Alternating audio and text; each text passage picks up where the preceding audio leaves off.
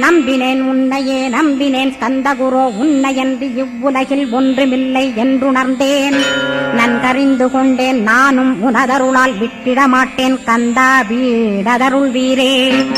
நடுநற்றித்தானத்து நான் உனை தியானிப்பேன், பிரம்ம மந்திரத்தை போதித்து வந்திடுவாய்.